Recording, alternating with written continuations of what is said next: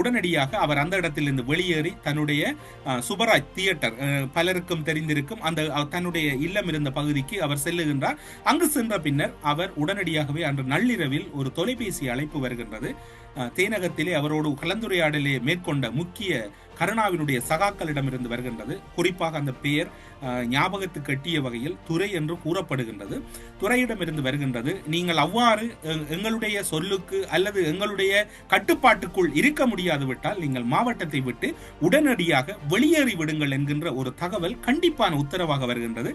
அரசியல் ரீதியாக மிகவும் நாகரிகம் காக்கக்கூடிய ஜோசப் பரராஜசிங்கம் மிகவும் இலேசான தொழிலே அல்லது மிகவும் இலேசான குரலிலே அவரை ஒரு பண்பாக துரை அவர்களோடு கதைத்து கொண்டிருக்கின்றார். அந்த கலந்துரையாடல் மிகவும் ஒரு உச்சக்கட்டத்தை அடைந்த போது ஜோசப் பரராஜசிங்கத்தின் அரசியலிலும் சரி, தமிழ் தேசிய அரசியலில் ஜோசப் பரராஜசிங்கத்தோடும் சரி இணைந்து பயணித்தவர் தான் அவருடைய பாரியார் திருமதி சுகுணம் ஜோசப் பரராஜசிங்கம். அந்த தொலைபேசி அழைப்பை அவர் பறித்து உடனடியாகவே அவர் மிகவும் ஆக்ரோஷமாக, இந்த மண்ணிலே பிறந்தவள் தான் நான், என்னுடைய கணவனும் நானும் இங்கே தான் இருப்போம், நாங்கள் இங்கிருந்து தான் அரசியல் செய்வோம், உங்களுடைய கருத்துக்களுக்கு அல்லது உங்களுடைய சொல்லுகளுக்கு ஏற்றாற்போல் நாங்கள் இங்கிருக்கக்கூடிய கருத்துக்களை கூற மாட்டோம், நாங்கள் இணைந்த வடக்கு கிழக்கிலே தான் எங்களுடைய மக்களுக்கான பணியை தொடர்வோம் என்று அவர் கண்டிப்பான தொனியிலே பேசிவிட்டு தொலைபேசி அழைப்பை துண்டித்து விட்டார். துண்டிப்புக்கு பின்னர் ஒரே பரபரப்பாக இருக்கின்றது. மட்டக்களப்பு மாவட்டம் ஒரு கருணாவின் பிளவு உச்சக்கட்டம் அடைந்தது.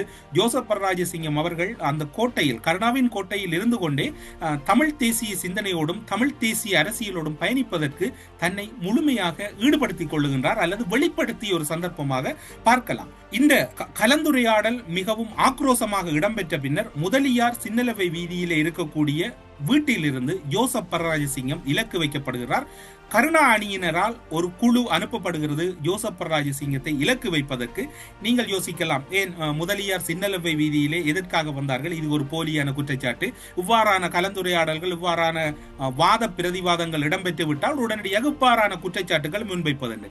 2004ஆம் ஆண்டில் இருந்து ஜோசப் பரராஜசிங்கம் இலக்கு வைக்கப்பட்டார். முதலியார் சின்னலவை வீதியில் இருந்துதான் அந்த வீதியால் செல்லுகின்ற போது அவர் அதனை கடந்துதான் அவர் தேவாலயத்துக்கு செல்ல வேண்டும். அந்த தேவாலயத்துக்கு செல்லுகின்ற போது, அதாவது விசேட அதிரடிப்படையினர் இவ்வாறான ஒரு மிகவும் இக்கட்டான சூழ்நிலை வந்த போது விசேட அதிரடிப்படையினரின் பாதுகாப்பு சுபராஜ் தியேட்டர் மற்றும் அதனை அண்டிய பகுதிகளில் ஜோசப் பரராஜசிங்கத்துக்கு வழங்கப்படுகிறது. அந்த பாதுகாப்புக்குள் செல்ல முடியாத எதிரிகள் உடனடியாக முதலியார் சின்னலவை வீதியில் வைத்து ஜோசப் பரராஜசிங்கத்தை இலக்கு வைக்கின்றார்கள்.